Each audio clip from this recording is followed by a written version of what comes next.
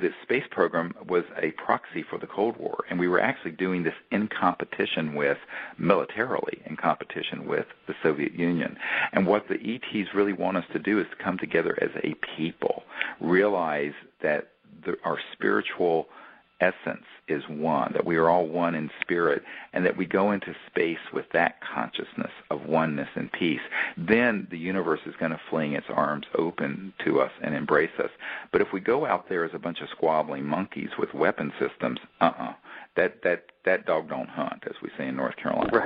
Right, absolutely. No, I think that's absolutely it, and I hope I've been studying the concept of ancient aliens for about 10 years, and that's why I like that television program. Oh, I never saw it, but yeah, it's really pretty good.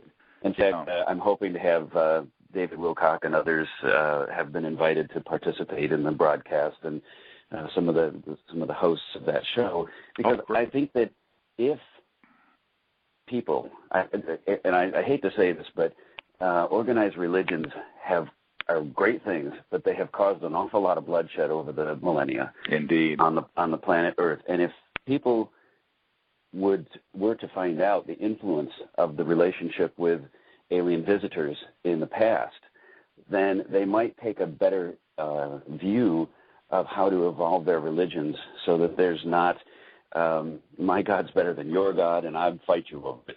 Exactly. Right. That's a big problem. Oh, it's a huge problem. It's a problem all over the world. And I'm reminded of the philosopher George Santayana that said that fanaticism consists of redoubling your effort when you've forgotten your goal. It pretty much sums up all organized religion. In fact, I had a JPL scientist tell me once the reasons they didn't disclose the structures, that these ancient structures that are on Mars, is that they're very similar to some of the ancient structures in the Mayan world and the Egyptian world, and that it would give completely lay to rest all the creation myths, the people who think that the world is 6,000 or 8,000 years old and we rode dinosaurs bare. Well, but that's 25% of Americans believe we were dinosaurs bareback, and there's a museum in Kentucky to this. Well, he said that would completely collapse these orthodox and fundamentalist belief systems. And I said, well, good. He says, no, you don't understand the power of those groups. And here was a scientist at JPL explaining to me one of the reasons for the secrecy about these ancient structures was that it would challenge the fundamentalist juggernaut that was amok in the world. And I said, well, this is ridiculous. I said, this is childhood's end, man. I mean, it's like, grow up. People who want to believe that, they're free to believe it, but they're not free to foist it on the rest of us, or to establish policy for the jet propulsion labs. And unfortunately, that's what's happened, because this was a senior scientist at JPL that I know personally. And so there's an enormous amount of information like this that we need to begin to say, look, here's the truth about it. And if it doesn't conform with your belief systems, then you need to adjust your belief systems. But here are the facts, here's the evidence, and here's the truth. Yes, that's my opinion. I agree with that. I think that we need to get that information out and not suppress it just because it's going to offend somebody. Yeah. Oh, yeah. I mean, well, that's always the truth. Is always at first railed against, and it will offend. But the reality is, people, the vast majority of the people on this planet, the last poll I saw was about 2/3 of the public believe that UFOs are real, and the government's hiding some aspect of it.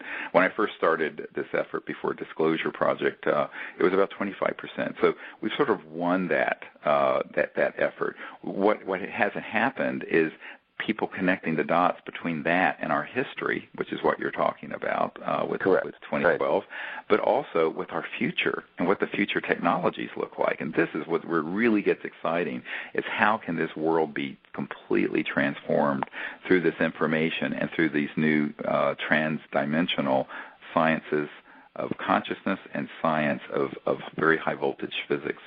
So it's a really exciting time to be on Earth, that's for sure. Absolutely, I couldn't agree more.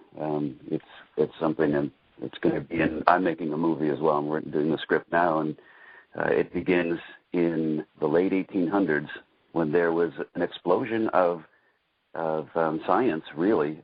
My great-grandfather was one of the people who invented a light bulb, has a patent on it, invented the telegraph, and then he was one of the first to create a voice transmitter that would transmit over the telegraph lines.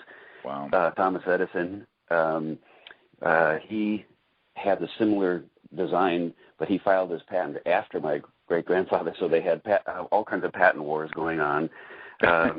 He was my great-grandfather was best friends with Alexander Graham Bell, who also had a telephone, as everyone knows, design. And so everyone had a light bulb, everyone had an electric generator, he worked on the transmission systems, and he was a really good friend of Nikola Tesla, who they basically swift-boated and hid his technology away. Correct. Because the commonality was that Westinghouse was funding them all, and he owned the copper mines. He wanted it to connect by copper wire.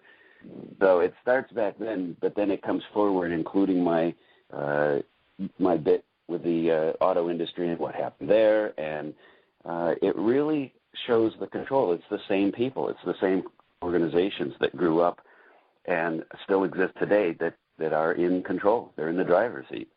Well, actually, I think there's a higher consciousness in the driver's seat, and that's what we have to sync up with, and then that worm will turn. Well, we're about out of time, Michael. I thank you so much for all of your information, your great work you're doing. I just wanted to introduce you to our audience. I think you're doing fantastic work, and thank you for being with us today.